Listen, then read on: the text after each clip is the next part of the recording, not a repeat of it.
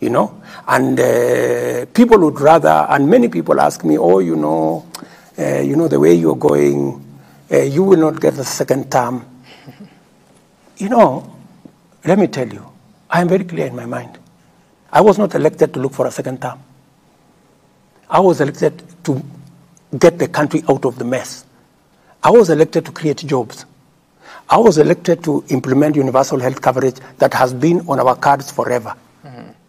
I intend to do precisely that. Right. Many people, including my friends who are religious leaders, they have told me, oh, you see, you know, even though you said this, you must not do it, you know. That is what even the opposition is, they wrote in their manifesto, the housing, but now when it comes to implementation, they don't want to do it because they want us to continue the same thing, to lie to the people. To lie to the people, we are going to do this. When you don't mean it, we're going to do this. Mr. President, for the first time, yes, I meant everything that I wrote in that manifesto. Right. And I have every intention to make sure that I implement it because I know, finally, the people of Kenya will know that I did the right thing and they will reward me accordingly. Sam, maybe just a question that still remains. Just a moment, yeah? Yes. Because we need to transition in the next few minutes to the question of corruption and the war against it. Yeah. But you're saying something, I have read the bill, and most of us have, I mean, the laws now, and they're quite transformative, so to speak.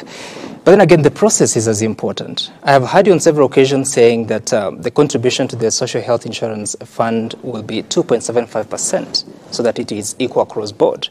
Your cabinet secretary, Nakhumicho Wafula, says that I had actually said it was going to be 2.75%, but capped at 5,000 shillings. And I wonder, because the law as it is says that the cabinet secretary shall bring regulations to the floor of the House. That has not happened. You are speaking about 2.75% without a cap. USCS is saying with a cap. We have had the experience of rates being proposed. Just hold on. I didn't tell you that there will be no cap. I told you 2.7% provide equity. What will happen is we are taking the regulations to the public.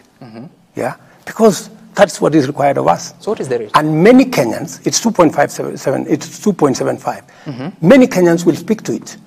You know, whatever Kenyans will speak to it, they will look at it this way, they will look at it that way. It will go to Parliament. Parliament will speak to it. Finally, the product, the final product, will come from public participation. And that is the essence of my question, Mr. President, if I may conclude it. That is the essence of the question, because Kenyans will speak. It will go to the floor of the House. They spoke on housing levy. It went to the floor of the House. It was changed, totally different from what was taken to the people. How shall we trust the process? You know, that's what democracy is all about. You know, many people actually have told me, what you are trying to do in Kenya is not possible. Because many countries that are democratic, you cannot do this. For you to do this, you have to be like country X, where the president says, and it's final. You know, that is what happened in other countries. I don't want to mention countries. Yeah, this only happens in countries that are not democratic. But I'm telling them, I will persuade the people of Kenya. That's why I'm sitting here. I am sitting here to persuade the people of Kenya. So that, because I know what we are doing is not normal. And by the way, it is not that I expected that it was going to be smooth sailing. I knew it was going to be difficult. Because what I am trying to do is transformative. What I am trying to do is to change Kenya. I am challenging the status quo. I am challenging what has always been there, the norms. And that's why even you guys, you look at me and you're wondering. But, you know, that's how we are going to change a country. Changing a country is not a walk in the park. Utahusisha wananchi katika hili swala? Kabisa, si ndio nimekuambia. Saa hizi tumepublish regulations. Sasa imeenda bila mabadiliko yoyote kama imeenda kwa wananchi. Na je, hisia za mwananchi utazisikiza ama utazikumbatia? Vile wananchi walibadilisha housing levy, si nilikubali. So ikienda bunge, ikienda kwa wananchi, wananchi wenyewe waseme. It is not citizens that changed it, it is parliament. It's parliament. You should go and read the public participation report. I read it, and majority of them were opposed to the introduction of it. Read it again, and Parliament took into account the views of the people who went to for public participation. And you see, Parliament is also an independent institution. You want me to dictate to Parliament, and I will not. Sam. You know that's not possible. Mheshimiwa, naomba tuendelee na mjadala sasa katika swala la vita dhidi ya ufisadi. Umekuwa na umetoka kifua mbele, baadhi ya hotuba zako katika kipindi cha wiki moja pia imesisitiza sana swala hili la vita dhidi ya ufisadi, lakini kwa upande mwingine hizi asasi ambazo zimepewa majukumu ya kutekeleza vita hivi pia ni kana kwamba vinasukumwa huku na kule. Kwa sababu gani? Nitakupatia mfano. Kesi ya Kimwarer na Aror hivi majuzi imetajwa kuwa hakuna ushahidi wa kutosha.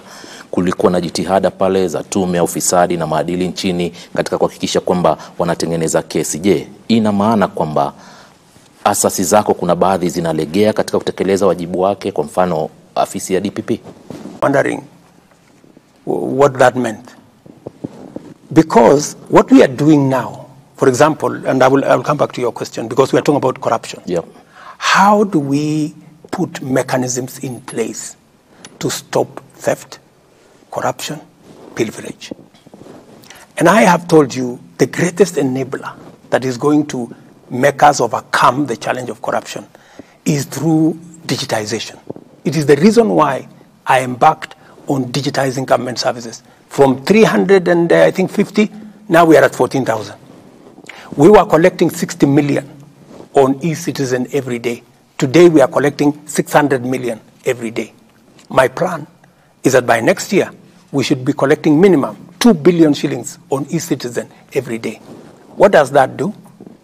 It stops the corrupt. It stops people stealing. It stops pilferage. And for your information, let me just give you a statistic. KWS, right? Their budget for a whole year was 4.3 billion, but given them actually a budget of 4.5 billion. In 6 months, because of e-citizen, in 6 months, they have collected 4.3 billion. Half the year, they have collected what we had, what they had been given as an estimate for the whole year, which means by the end of this year, they will double their collection. I'm just giving you one incident. So what will that do? That is how my plan on how to manage corruption, number one. Number two, I promised the people of Kenya that the independence of the judiciary is going to be sacrosanct. I can tell you for free that they have never received a telephone call from the president to tell them, manage this case in this manner, that manner, this corrupt person or that corrupt person. I promised the same to EACC, I promised the same to DCI, I promised the same to DPP. It is their responsibility. They ask me for support, and I have given as much support as I can muster to all these institutions. Let's come to the, are they doing what they should do? It is not for me to judge. It's for the people of Kenya to judge, because they report to us. I am telling them what I can within the separation of powers, that it is our expectation. That's why I'm speaking publicly, in public fora, to tell them, look, the people of Kenya have expectations that those who are corrupt, and if there is anybody who is corrupt, has a matter, and they say, and one of the agencies say, oh, the president told us not to prosecute this person, I would say in public, in front of TV, they should tell me, because I will never do such a thing. Coming to Kimwarer, if you followed Kimwarer, I said in the campaign trail that the case for Kimwarer was a fraud, because it was, because it was. Because that case was being used politically. And that is why I have said we do not want political cases. And that's why I have told the investigative agencies, I don't want them to help me with politics. I will do my politics. I will look for supporters. I will look for all these groups, lobby groups and what have you. I will do politics. Them, they should dispense justice. And under my administration, there is nobody who will be prosecuted because of politics or politically, or because they are not aligned to this way and that way. But Nobody is going to hide behind politics. That because you are a politician, or because you are a friend of the president, or because you are a relative of the president, you are not prosecuted. That one I have said in public. And I have told every cabinet minister, nobody should go to their office and tell them the president has sent them, or they are a relative of Mr. X or Mr. Y. I will not send anybody to any office to do anything. Na, they must do their job in accordance with the law. Mheshimiwa Rais, unaposema kesi ya Rod na Kimwarer ilikuwa ni utapeli, unamaanisha kwamba hakuna pesa zozote za mtozo ushuru zilizopotea katika kesi hii inayohusiana na mabwawa ya Rod na Kimwarer? Sisi ndio tulipoteza hiyo pesa, kwa sababu serikali wakati ilienda ikasimamisha hawa contractor, the contractors went to court, right? Because they hadn't committed any crime. Number one, we were supposed to give them land to do the dam. You know, we didn't give them the land. The land was there, but somehow, and I don't want to accuse, I think we have said let's not talk about the past. Whoever was there decided they should not get the land because they wanted to frustrate the project. The thing disappeared. The DCI was mobilized to go and get the contractor in Itare. You know, up to today, nobody knows what the problem was with Itare. They went to court. We have had to go and negotiate. I have had to go and negotiate with Italy, for your information, for us to settle, because we were going to pay 40 billion for nothing, without anything on the ground. So we've had to negotiate. So then, is there a correlation between your negotiations with the Italian government, and the president was actually here, of Italy that is there a relationship between that and the withdrawal of charges against all these accused persons? No, ask the court. I mean, the court has been going on. Yeah. What did the court say? There were no witnesses, because what happened? The court said this was a prosecution-driven acquittal. Because there's no longer any cooperation. And the reason I'm asking this question is because you stood at the steps of the front of this building and you said that you have agreed with the President of Italy to withdraw all cases against the farms in Italy, and Italy was also going to withdraw all cases against the government of Kenya. Correct. So I'm asking the question because initially there were several people that had been presented before court. Some of them, I think even the current central bank governor, Kamau Thuge. Is there a relationship? Because you said withdrawal will be done. When we talked about... Is there a consequence? No. What we said about the withdrawal was they took us to court in London. We made a counterclaim just to make sure that we are not exposed.